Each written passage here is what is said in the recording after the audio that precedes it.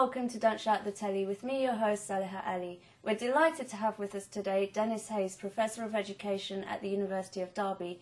Dennis will talk with us today on our theme, What is University Good For? Dennis, would you like to kick things off? Certainly. I was the first person from my school to go to university. In fact, I was only one of three that went on to sixth form. I had this really embarrassing experience, being 17.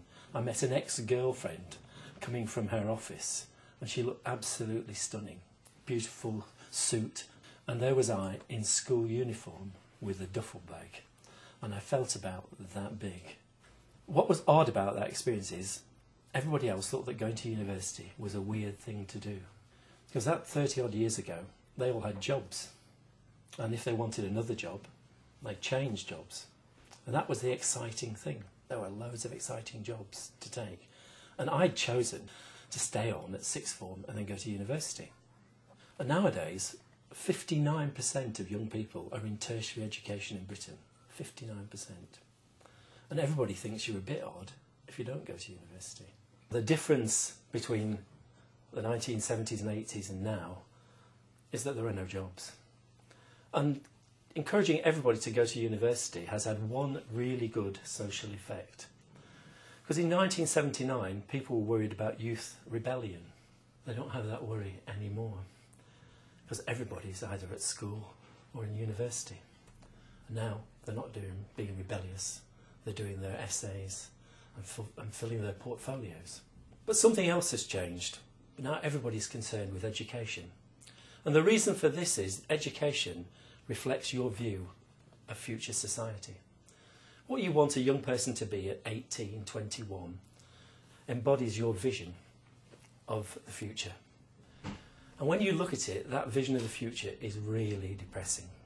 In a book I wrote with a career-destructive title, The Mcdonaldization of Higher Education, I coined this term the Therapeutic University to describe a general tendency that happens in every single university, and that is for it to become essentially a therapeutic experience for you.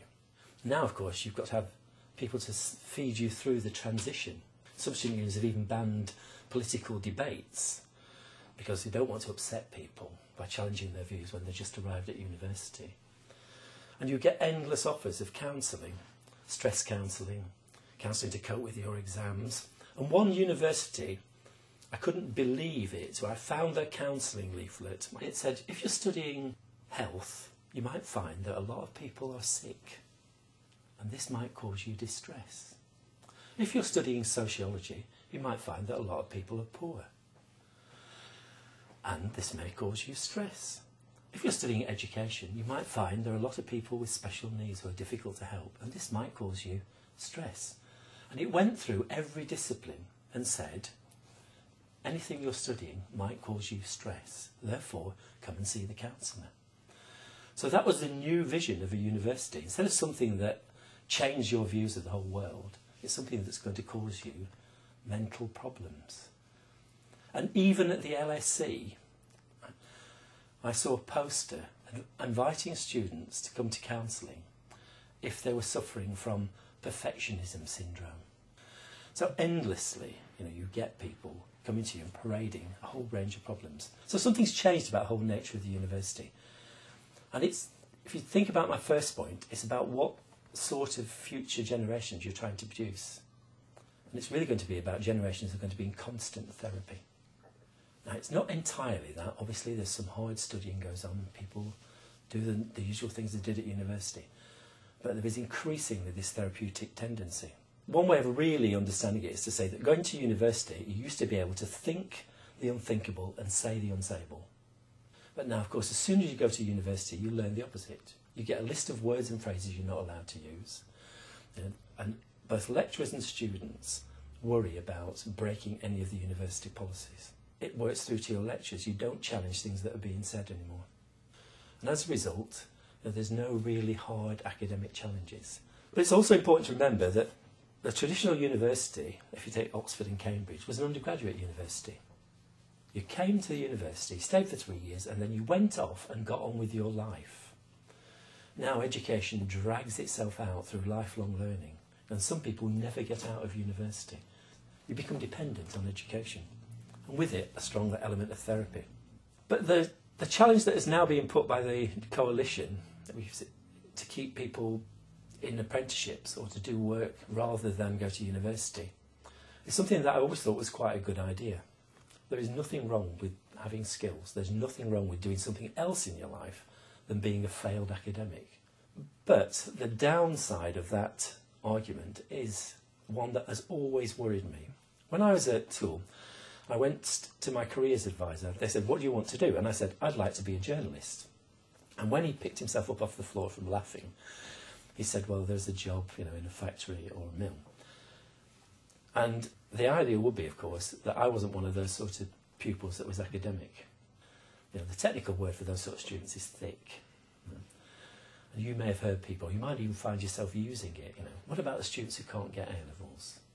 I.e., the thick students. Only now thick, they're probably lacking in emotional intelligence rather than being thick. That's the new way of talking about people. I don't accept there are those sort of students at all.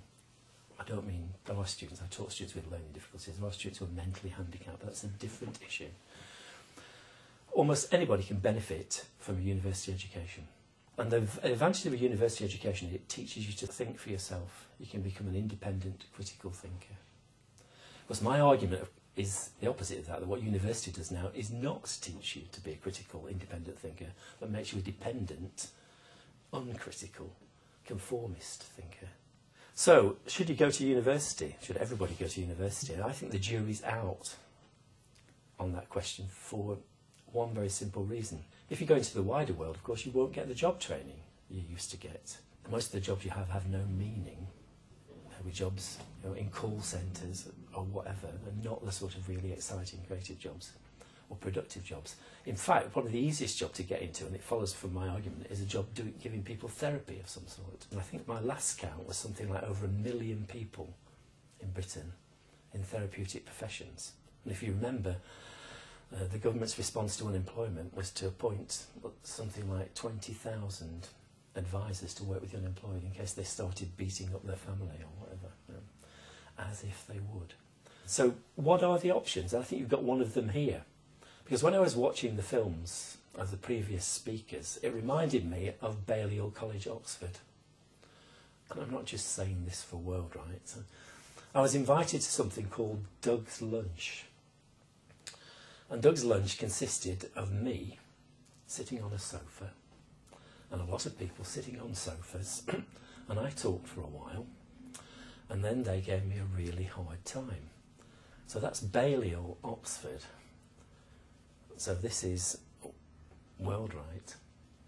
And if you can give me a hard time and I can give you a hard time and do what I think an education should do, and that is make our brains hurt. Right? If it makes your brains hurt, that's an education. We might be experiencing something that's an alternative to universities. And in fact, in America, a lot of graduates are leaving the academy and going to work for private companies or in think tanks, simply because there's more freedom there than there is in universities.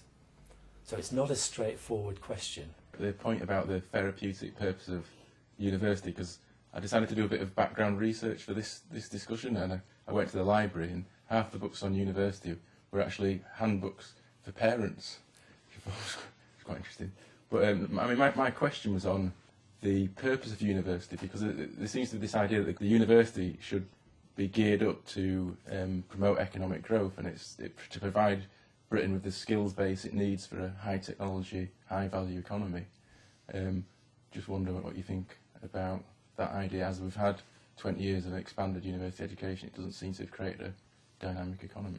Well, Alison Wolfe, who's the world's authority on this, who's at King's College in London, almost tears her hair out about talking to the government about how wrong they are about the skills agenda.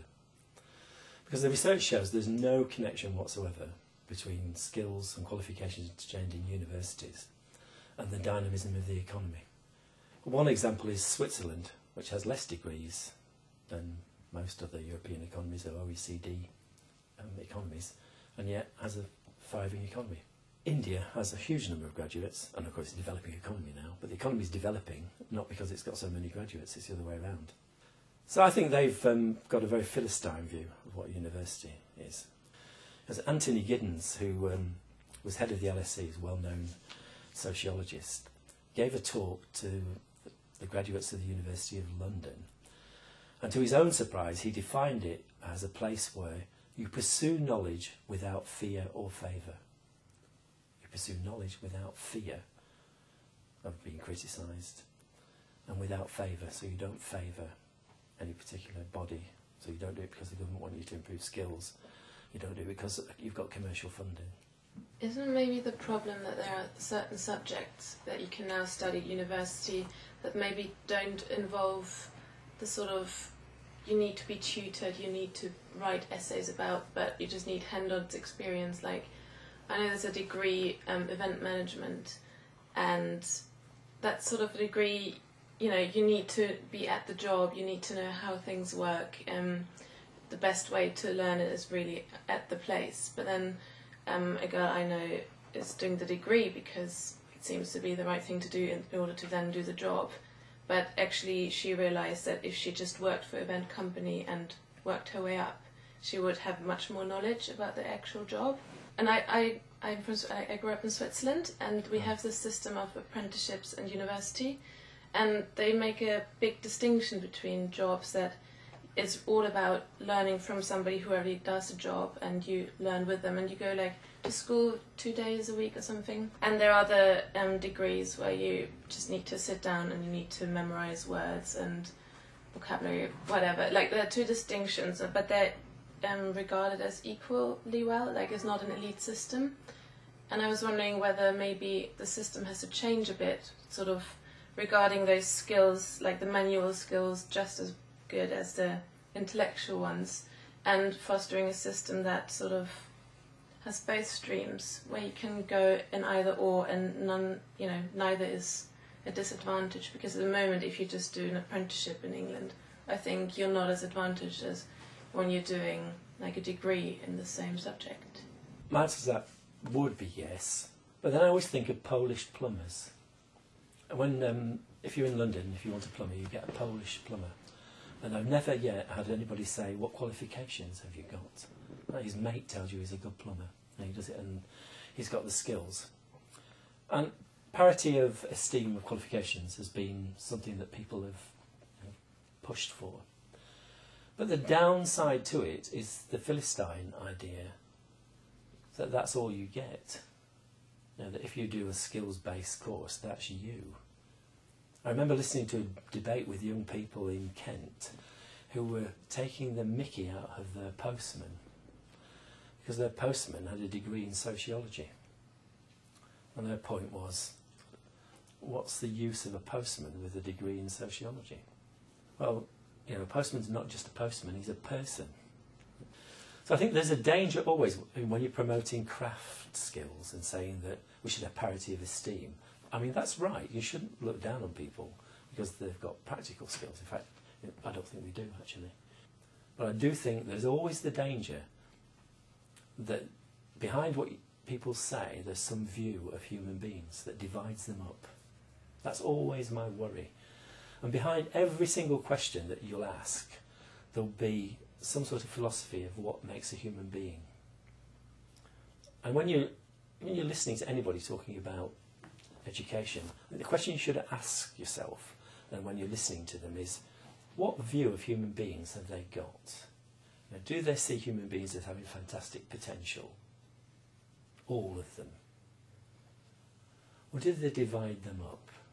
And of course you cannot say anymore, it's the working classes, you know, genetically inferior, inbred. They're the ones who can only do the digging because they're, you know, we could genetically breed them out if we were lucky, but we need them.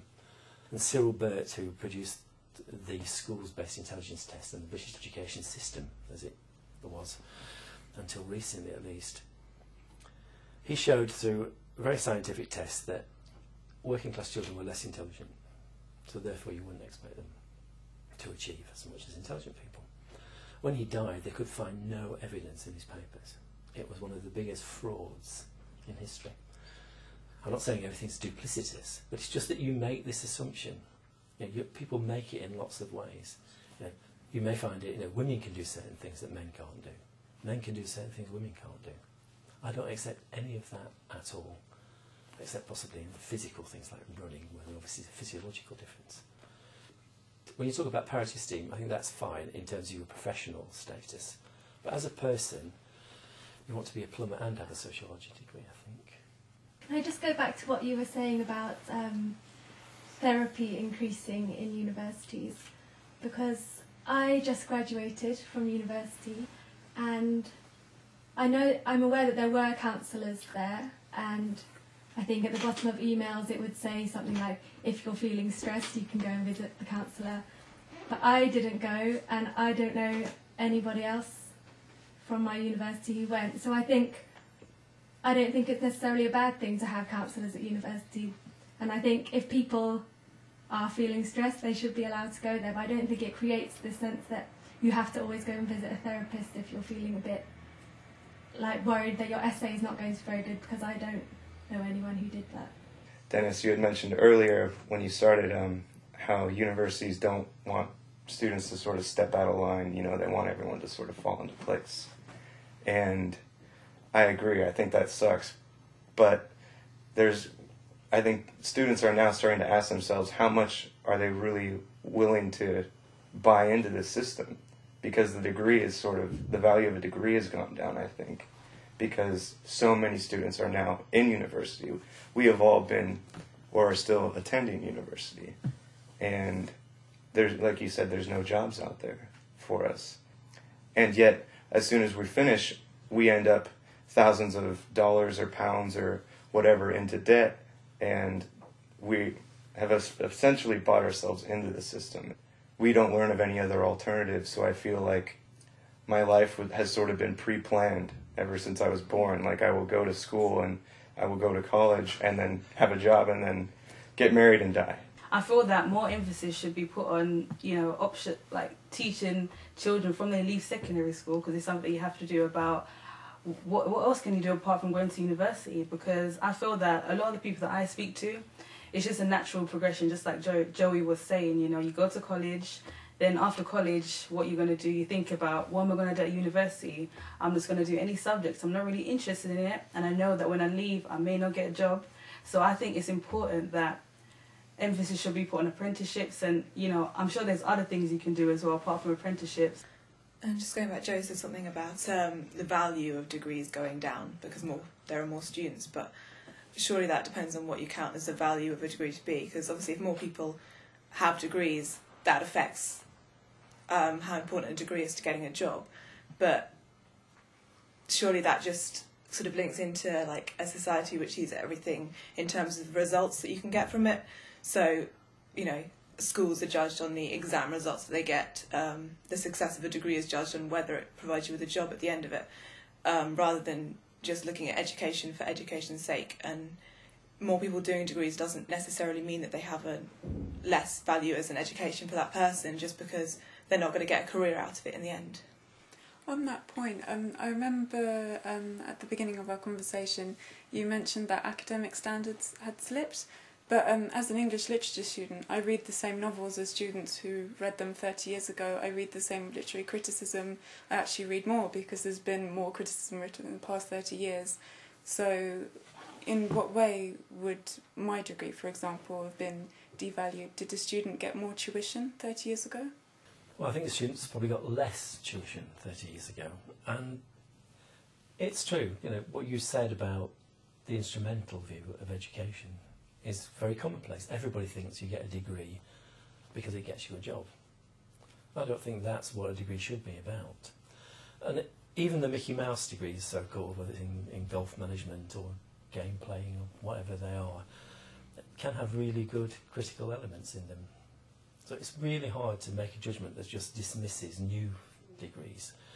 And I think the really difficult question is to answer is whether you are getting the same thing. You'd have to look at the degree courses.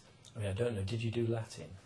No, I didn't. Well, it used to be a requirement I to did get Old into any English. English degree that you had to have Latin. So you can see, we're not saying that's the benchmark of everything, but you can see that something's changed. My subject is education, obviously. And if you're going to be a teacher, Well, my first experience of teacher training was you had to read Plato's Republic, then Rousseau's Emile and Dewey's Democracy and Education, 3 books. Automatically you just read the books. Now you don't read those books at all. In fact, you don't read any books necessarily. And I think what's changed is that now new university courses tend to structure themselves in a way that the lecturers read the book for you and present you with the book. And you do find that is a change. I mean, obviously it's not... What I'm trying to define is the tendency. It's the way things are going. And I think you can get something out of any course. I mean, sometimes students get so weary and you say to them, stop moaning about your course and just get something out of it, you know. All right, you're forced to go on it. And just find something that you're really interested in. Read the books. Engage. Don't just whinge. I think if I just ask the first question you asked about therapeutic, it isn't just that people go to counselling. I mean, that is a bad thing in itself, absolutely, by the way. You know, the people who go to counselling get worse, not better. The research shows that. That's really unfortunate for counsellors who hate that research. And it's particularly with this post-traumatic stress disorder. You know, you get the classic cases, somebody comes and assassinates your whole family. Right, that's going to sound really cruel, but basically you've got to get over it. And if you get into counselling, things will get worse for you. The therapeutic thing is a relationship between tutor and student everywhere. What happens in the standard tutorial now is there's a cosy consensus develops between the tutor and the student. You know, you don't push me too hard, I won't push you too hard. And I think that's true of everywhere. You cannot say to students, that idea you've got is utter rubbish. Go away and read something about it. You're completely wrong there, and explain why. Because they will cry. And not because they're intellectually upset, because they feel you're abusing them in some way. You're not allowed to say those sort of things. So I think that's how it expresses itself. It expresses itself in not challenging, about not speaking freely and being scared to speak up. I do agree that there is this between the teachers don't want to make all of the students hate them, so they don't say all the negative things that they may be thinking. But at the same time, I don't think there is this personal relationship all the time where you go into a class and you talk about your dead cat or your family, because I never had that. And actually, I think when I was writing application forms and I wanted to put a reference, I felt like I couldn't put my tutors down because they actually had no idea who I was. I agree on one hand, you know, disagree on the other hand, in the way that, like you said, I remember going to my first seminar, and it was after Fresh Week, and I went out. I didn't do any reading, and he went round, he asked us about the reading, and it got to me, and I was like, being a bit cocky, I was like, yeah, I just kind of haven't done it. He was like, right, get out. If you haven't done the reading, why are you even here? Get out. And I know it was kind of to make a point, and then I got that guy in my final year for my dissertation, and in my final term I pretty much didn't see anyone because I had to do my dissertation, a long project, and I spent the entire thing, I didn't have any seminars or things, just in the library, the entire thing. And then sometimes I'd see him, sometimes I'd come in with stuff and he'd be like, you haven't done anything, you need to do more. And then towards the end, he was really helpful in guiding me just enough, but letting me go off and do the thing. And I came away with a really good dissertation that actually helped me get a really good mark in my degree. So I do agree. I don't agree with you in the sense that I in my final year, I don't think I really had any support. And I was like, I paid money for this. What am I actually getting support for? Like, why am I not? But then by the end of it, I come out and I actually realised that I didn't go there. I didn't go there for the support. I went there to find out that I could do these things on my own and I could produce a 12,000 word piece of work that was actually quite good. And I think the criticism, like, I'm still at uni, and I don't feel like the criticism I get is like challenging or anything. Like, if I hand in an essay, I will get a few lines, maybe say, here's the grammar a bit wrong, underline something, and I get a random mark, and I have no idea why I got the mark. So it doesn't seem like tutors take time to give criticism, or it's like a valued thing anymore. Like, I don't get either good or bad. It doesn't feel like they actually care about the students anymore. So I was wondering whether it's not just, whether it is about the academic stuff sort of drowning in paperwork or whatever they're doing or in their research. They don't actually have time for the students, and that doesn't feel very good. I was just thinking about what you said, like about about the whole education system. And I was thinking that it's not just. I don't think it's the institution's fault, as you suggest, and it's more because of the social climate of Britain today. It's more because of the increase of the middle class that is entering unis, like, herds of sheep sort of herding in, that's what you're supposed to do. Rather than the institute pampering the students, it's the students demanding, because they are sort of, pampered middle class people, that's why they demand this treatment. But I think it's also because we've paid for it. I mean, I was the first year to pay top-up fees, and actually the year before me got hours more tuition than I did, and I felt really cheated because I was paying 3 times more, but actually getting less. So I think also the reason why students are demanding this sort of relationship is because we feel like, well, we've paid for it. We're paying a lot of money, well, by previous kind standards. Of like a shop, like you buy. That's why education. all this, it's like the feeling of being cheated. That's why all the students in California, they shut down UC campuses because they feel that way, and they're paying more for less because there's so many budget cuts. Like the budget in education is just nothing. Starting in the next like 5 years, they're actually going to require students to take a year of online education. So I'm curious how anyone feels about online education in terms of driving to traffic school. That's great, because I'd do it in a second, but how much can we pay $13,000 a year to teach ourselves that what we could just do on our own anyway? The point about the tuition fees I think is a really interesting one, in the sense that, again, I think it's in another way a discussion mired in the instrumentalization of education, because, and you wouldn't knock critics of tuition fees, who wants to come out of uni swimming in debt or not having a job or whatever at the end of it, and not everyone has wealthy parents to bail them out, etc., etc., and you wouldn't knock that, but I still think even the criticism of tuition fees, as far as education goes, I don't think it's enough as an argument in itself, because again it turns the question or the issue around education into an economic question, and in that sense it instrumentalizes it, and I think doesn't do anything to move away from, I think, what is a very degraded view of education in general, that I think knowledge and going to uni and going to university and doing something is because you have a passion for something, you want to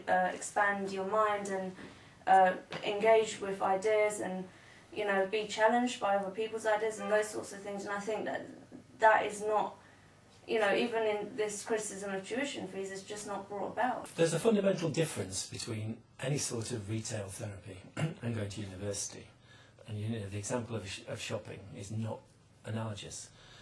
Whether you pay or don't pay, if you go to a shop, you say, I want a suit, I want that frock, I want that hat. When you go to university, you pay for what you don't know you're going to get and cannot know what you're going to get, because that's what education is. In fact, you might get the opposite of what you wanted. In fact, that's the difference. But I do think the argument about money is entirely wrong. By the time you've got the argument about fees and not fees, you've already lost the battle about education. It strikes me that you could bring in fees simply because people no longer value education for its own sake. They just value it as for its instrumental reasons. The arguments that you get a better degree, you get a better job aren't true, because it's still connected more to your family and social networks than it is to getting the degree. And I just think the battle you had to win, and we argued this at the time, and I was all in favour of a proper grant for everybody. That was always the case, and it's always made its life easier. But it doesn't matter if you get a proper grant at all if what you're getting at university isn't worth having. And I think your discussion about what happens to you at university is really telling, in terms of, if Orlando's neglected, right, and you're like not really dealt with or criticised, and then other people, before you said that you got lots of work, it's like a psychological study. Because early psychological experiments show that if you ignore people completely, they tend to do really well. So you're the classic case. If you give people lots of work and encourage them, they do quite well. The people who tend not to do very well are the ones who aren't sure whether they're getting a response or not getting a response, because you don't know where to move. But the very fact that you're talking about it like that means you're into this sort of, how am I being treated? What's my relationship? You know, when I was at university, you know, it's memory lane again, I never went to any lectures. I just did the work, or whatever work I wanted to do, read what I wanted to read, and had a really good argument with the tutors and did really well. As you said, you spent a year, Orlando, basically on your own and did really well. Yeah, I used to go to lectures just because I was like, well, I'm paying for something. But I would really go just because I felt shortchanged that way. Well, but then you're slipping into this general view, and what happens is we psychologise all our relationships now in a way that didn't happen before. You know, am I being neglected? You know, that's essentially what you're saying. You know, am I being ignored? All these different questions. I'm having the right experience I'm paying for. When Newman wrote his book, The Idea of a University, the essence was, he said, if you get a load of intelligent young people, put them together for 3 years, wonderful things will happen. So people now use that as an argument for reducing staffing. People have actually used it and said, well, we can have online learning and we have no staff, because, well, Newman says, because he meant it at a time when everybody loved learning. If you got today's students, put them together and said, right, you don't have to do anything in 3 years' time, well, there'd be one big party, presumably, or something like that would happen. I think it's probably selling our generation short. I mean, I wanted to do my English degree because I genuinely have a love for the written word. But that still doesn't stop me from being worried about how much debt I'm in. So I still sort of economise my degree, but I don't put a price on the knowledge. I put a price on the piece of paper I get at the end. This just sounds a bit careless, but just get over it. You know, what does it matter? You know, lots of people are in debt. You know, you mention all the people from previous generations who saved up dutifully for houses to pass on to their children, right, who are now not going to pass them on. So all that frugality is neither here nor there, I think, and just live with it and find ways around spending it. I think you can't just say get over it though, because it's like a more for less thing. I mean, because students are now, when they should have been in a room with 20 people, are now in a room with 500, and they're cutting departments, and it's just what the budget is doing and what they're providing. That's what the education that once was. There's no journalism department anymore. Like, you can't major in things because they're all simplifying it. I don't feel like thinking my own thoughts is valued in my course anymore. It's what I've become very good at is figuring out what the exam at the end of the year will be about, how I can figure out which subjects not to study so I can economise because it's too much. All my friends have become very good at sort of figuring out what question will come up in the exam so we can do well in the exam. We know if we add one original thought, we're closer to it first than if we don't. So it's all about figuring out how we can get the good mark. But if we truly just read what we're interested in, and we go into that exam, we'll do really badly. So it doesn't seem, or in my course anyway, it's not valued to really read whatever interests you that might be remotely, related to your subject. It's about going, with a PowerPoint presentation and then figure out how you can efficiently memorize it so you can then write a very nice essay on a question that you probably expected to come up. I haven't been to university myself, so I don't know about everyone's experiences and everything they're going through.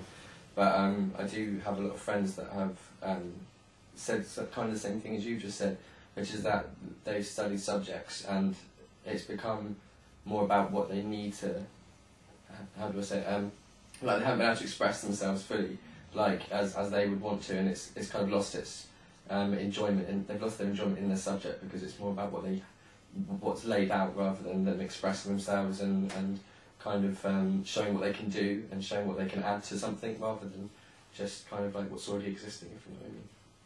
I think that with university, it's also about, the social experience shouldn't be underestimated, undermined, because I think in a way it's your right to, if you want to go to university and have that freedom and, not just, you're learning at the same time, but to have those years to think about what you want to do, what your interests are, to develop your thoughts and your theories and what you're passionate about. I think that's perfectly, justifiable to go and spend the money to do that.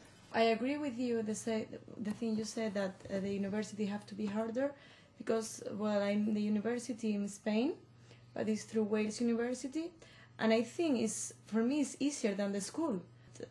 And the tutors have to be more harder with us, and because I think that now my tutor is not my father, because I can't speak with him anything, and they help me with anything. So I would prefer if they are more like restricted and just study that, and they only give us like, no, this is not very important, you don't have to study.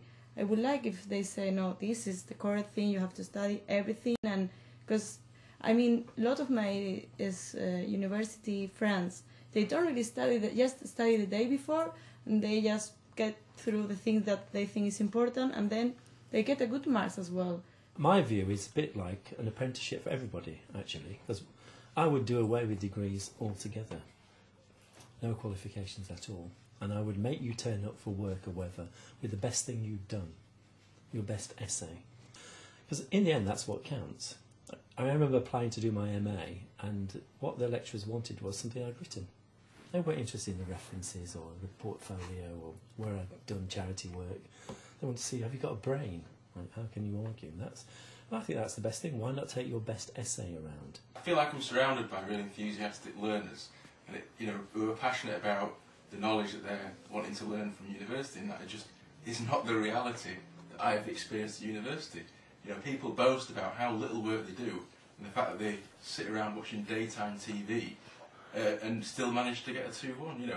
There's just no interest in knowledge amongst a lot of students. They just go to university because it's expected of them, and there's nothing else better for them to do.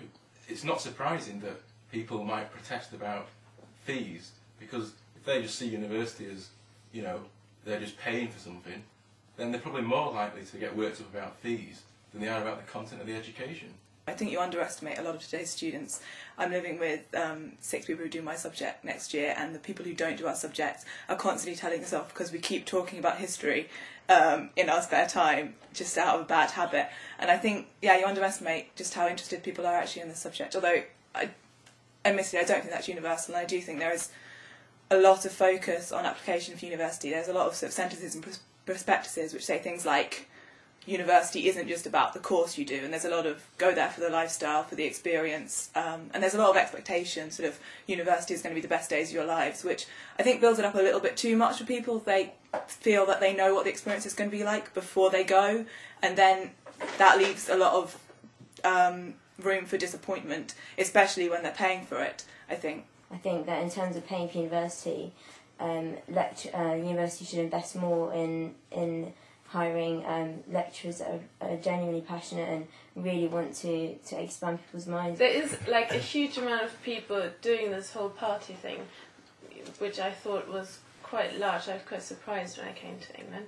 But then there's also the people who can't stop talking about their subject and who do think and who want to be more challenged. And maybe just let those party people party and just let them have their university fun experience, and the ones who are actually interested, they will get the most out of their degree. Do you think university has been missold to young people and they're now going there for the wrong reasons? I'm a little confused on where you stand. If students feel like they want more out of their education, should they demand it? Should they stand up? If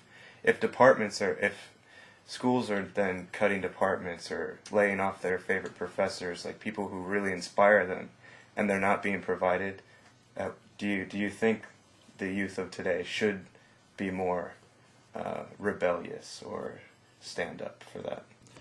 Well, I wish they would, and sometimes it works. I mean, always protest, that's the basic line of anything. And I knew somebody who defended their philosophy tutor and got philosophy made, and that's fine. But when I listen to you talk, you sound like a committee at the university. A lot of the students work really hard. A lot of them just want to party. There is a problem. I don't think it's the students. Now, you could have accused me of describing a golden age of the past. Well, by the way, I did go out partying quite a lot and other things. That's for after the talk. But people still had lecturers who were committed to getting engage with students and engaging with their ideas. Every lecture you went to challenged everything you thought. So it didn't matter whether you sat there thinking, I'm only here, I've paid it. Suddenly you were in a room where, whoa. And then when you went out, people would then engage with you. What did you think about that? And people walked out of some of the talks, pulled over for once, and so many walked out. Then they picketed lecture. And that sort of environment was because people valued knowledge. That's the change. That's where somebody earlier said it's a sociological problem. I think there is a problem in the university, and I think it can, be solved within the university, but that means effort from students and, I think most importantly, from the lecturers. Well, I'm afraid that's all we have time for. Thank you very much, Dennis. That was a truly compelling discussion. If you want to get involved in Don't Shout at the Telly, email us.